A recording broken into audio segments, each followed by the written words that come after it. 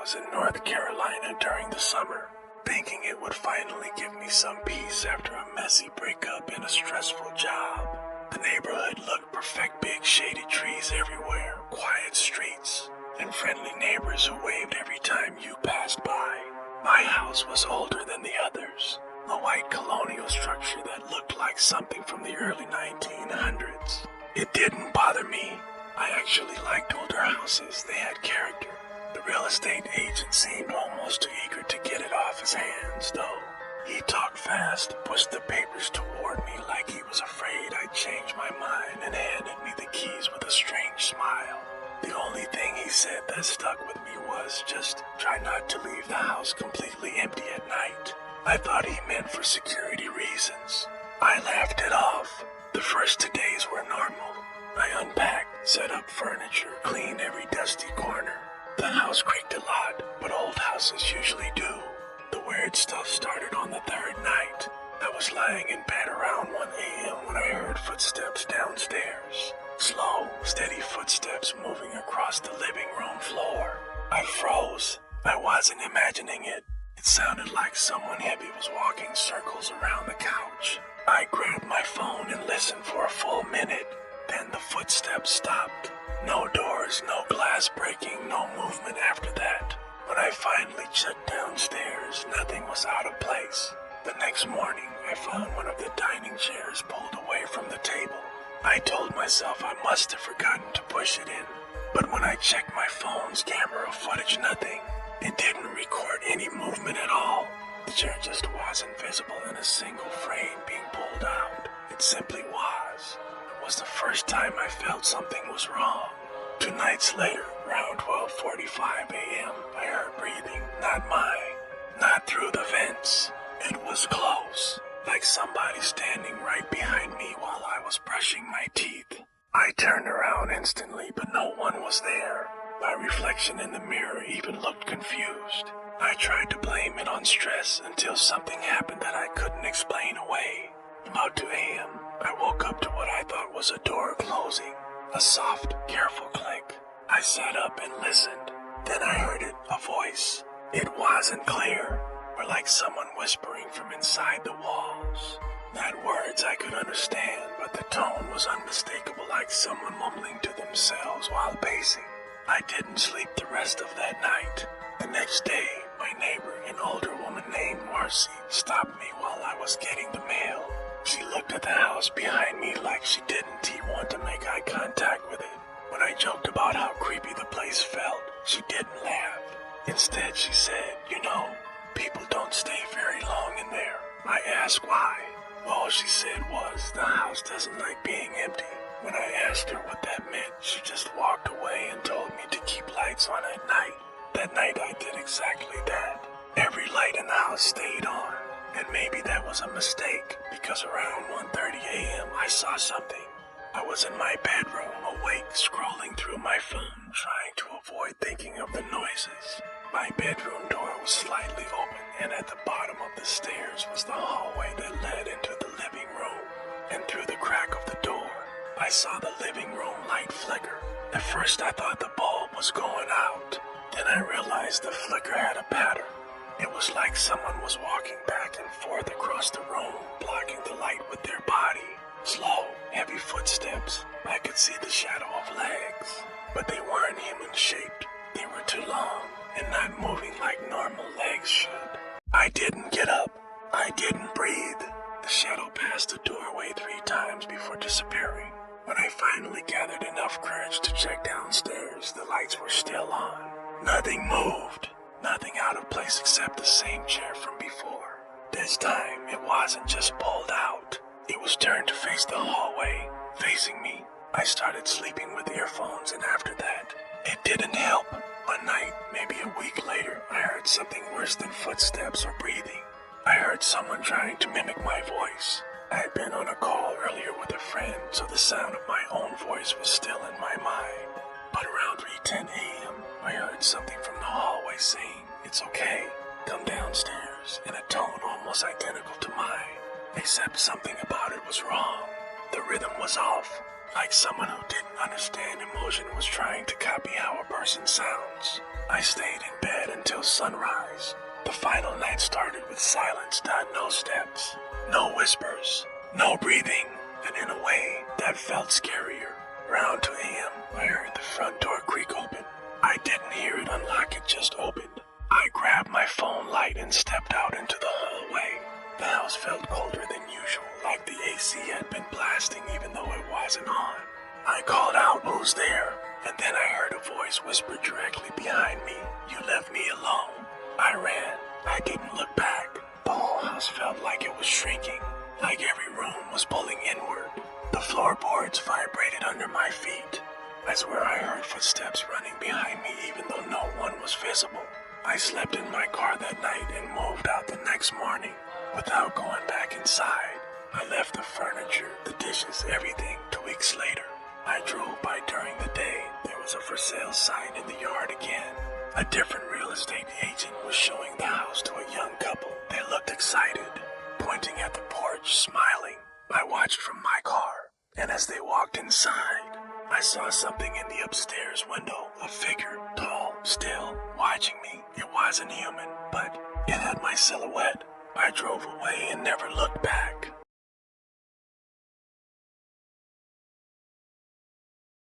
I used to rent a small 2-bedroom house in a quiet town in Ohio.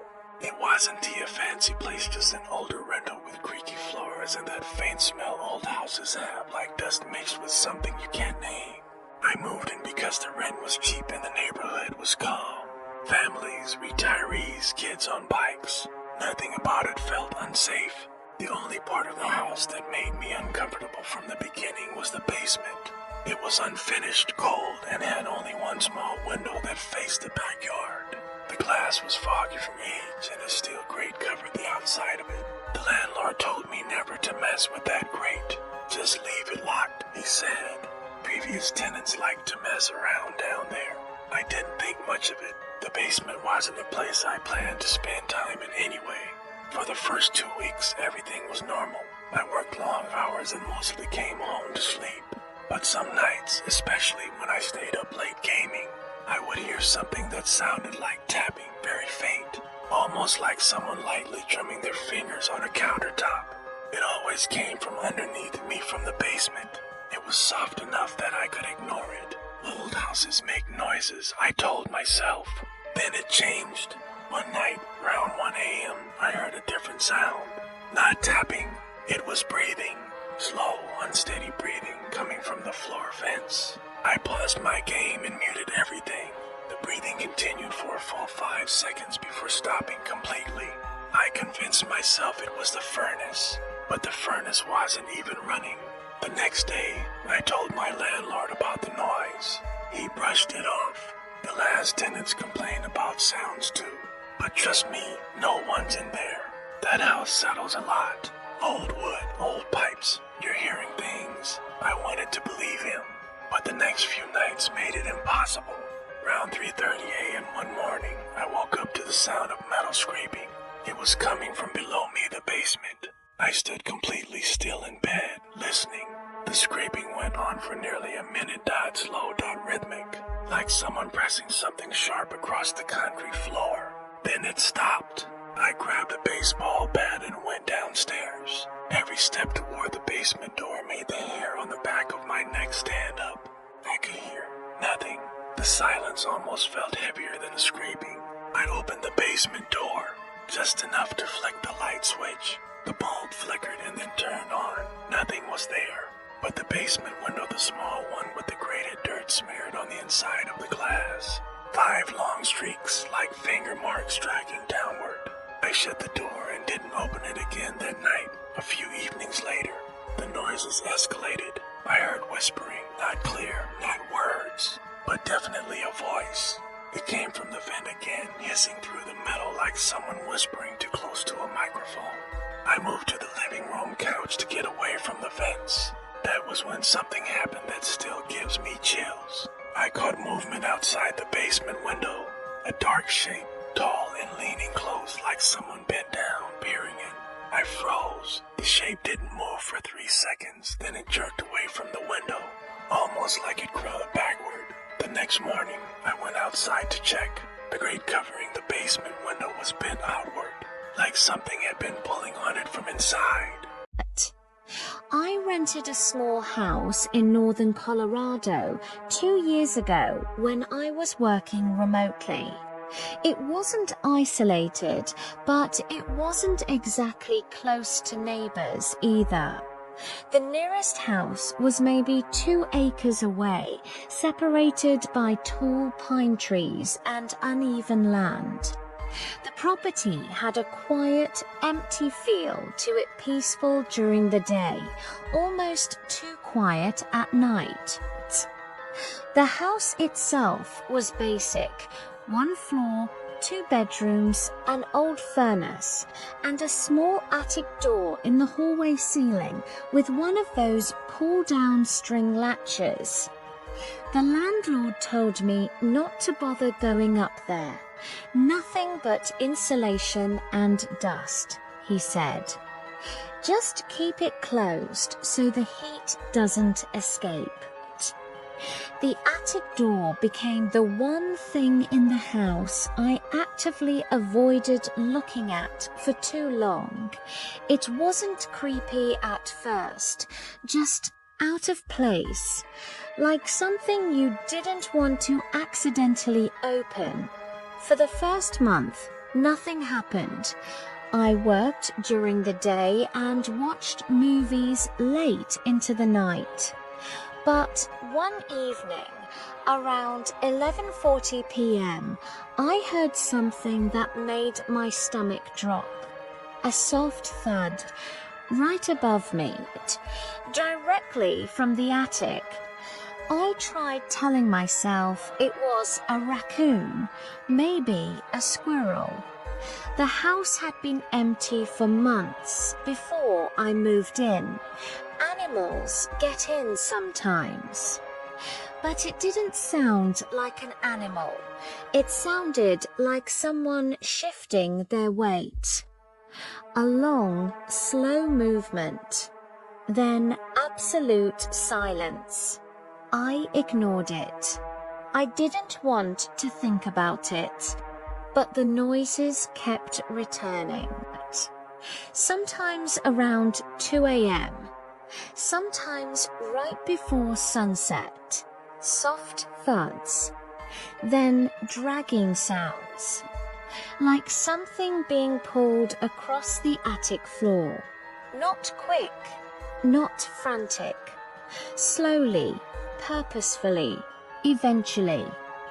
The floorboards above my bedroom creaked so loudly one night that I actually went outside with a flashlight to see if there was a tree branch rubbing the roof. Nothing. No branches anywhere near the house. The roof was completely clear. I texted the landlord, who brushed it off. Probably rodents, he said. I'll send someone next week.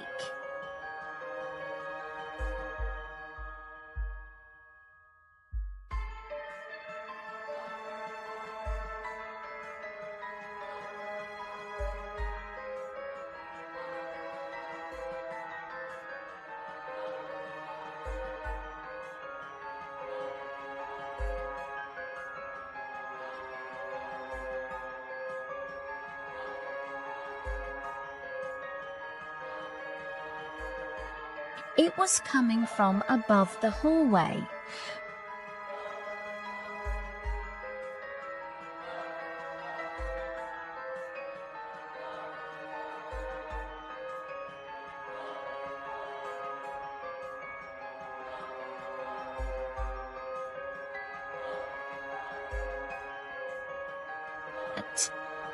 The tapping continued.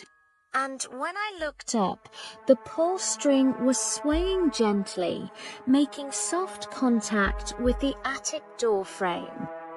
It was moving like someone had just touched it from the other side. I didn't sleep the rest of the night. Eventually, I bought a small camera and pointed it down the hallway at night, specifically aimed at the attic door. I wanted proof that something was happening so the landlord would take it seriously.